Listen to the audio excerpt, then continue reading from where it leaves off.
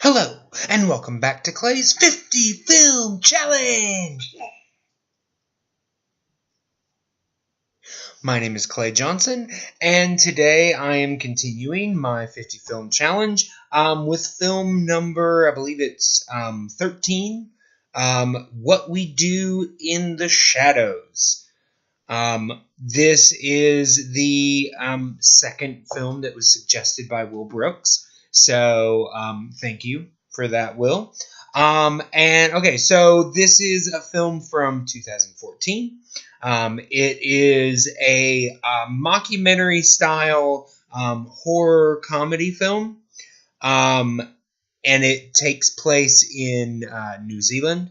It stars Taika Waititi, Jermaine Clement, Jonathan Brew, or Bruh, not sure, and Reese Darby.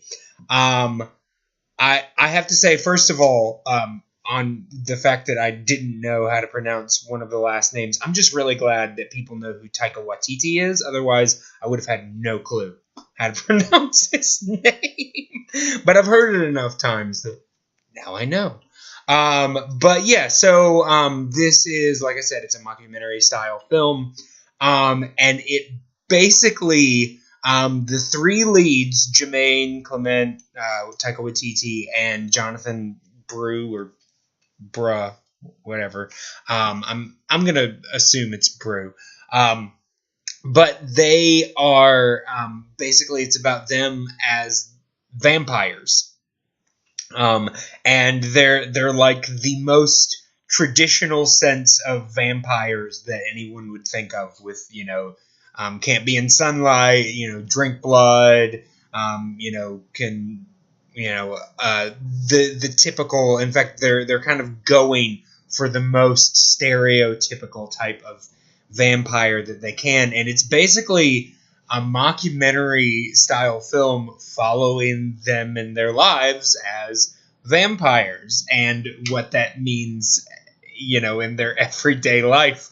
And I have to say, I really enjoyed this film. It was a lot of fun. Obviously, if anything of Jermaine Clement or Taika Waititi, they're very funny. And this film did a lot of the, like I said, brought up a lot of the vampire lore, but did their very best to make it seem, mundane. And, the vampires in this have powers and they can fly and stuff, but it's done in like the most cheap way possible. Like, not to say that it's not sometimes cool or impressive, but it's still, like, you can tell that it was cheaply made, and that kind of adds to the whole feeling of the film. It's meant to feel very grounded and very real in this absurd reality. Like I said, there's not a whole lot of plot. They do talk about, how they, became vampires. Each one of them are different steps. There is another vampire in the film who is played by Ben Francham, who is, at the time that the film takes place, 8,000 years old. And he basically just looks like Nosferatu.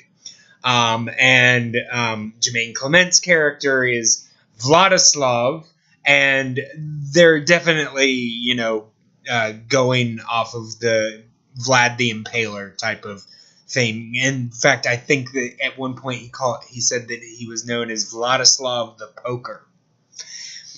Yeah. But yeah, they're just, they all have different, Jermaine Clement his character is very, like, the idea is that he's like the most powerful one amongst them. He's the oldest, aside from the Nosferatu style vampire named Peter.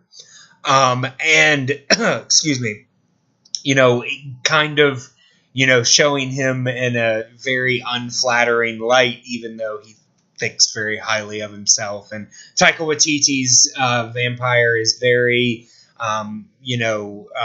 he kind of is the head of the household. He's trying to get them to do chores and stuff like that. But he's also kind of like, he's the vampire that like he has to eat humans, but he's like, it's the most unfortunate part of being a vampire kind of thing. And like they do a scene where he's like trying to make it like a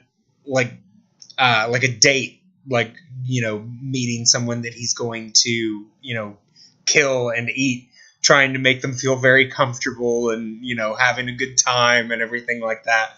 And I mean, the humor in this is just handled so well. They take these things that could be very, morbid and grotesque, and somehow make them not only light, but somehow relatable.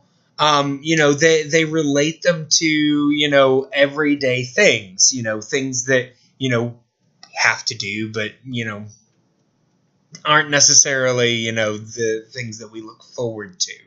It's, and then Jonathan Brew's character is basically, at the beginning, he's known as kind of the young rebel.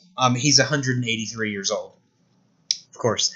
Yeah, and, I don't want to get too far into the plot or anything, but, they end up kind of running with a new young vampire and his human friend, and they run into some werewolves that are led by Rhys Darby, and it's just, I mean, there are like minor plot points, but it's really just about watching these characters interact and going through their lives. And like I said, it's really entertaining. There are bits of themes that you can pick up, but I mean, for the most part, it's just a very entertaining film. I mean, I was laughing throughout the whole thing, and honestly, at the end, I was just happy. Like, it just made me very happy.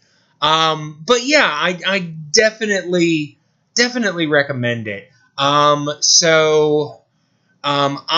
am going to give this one three silver lockets. Yeah. Yeah, that is that. Once again, thank you, Will. I'll be reviewing another one of your films very soon. In fact, the next film on the list is number 14, which is In Bruges, which, no, I have not seen before, but I'm about to. Yeah, thank you guys for watching. As always, feel free to comment below. Let me know if you agree or disagree with what I thought about this film. Yeah, as always, I'm open to, conversation or discussion about any one of these films. Just let me know, and I'll find a way to make it happen. But yeah, once again, thanks for watching, and see you next time.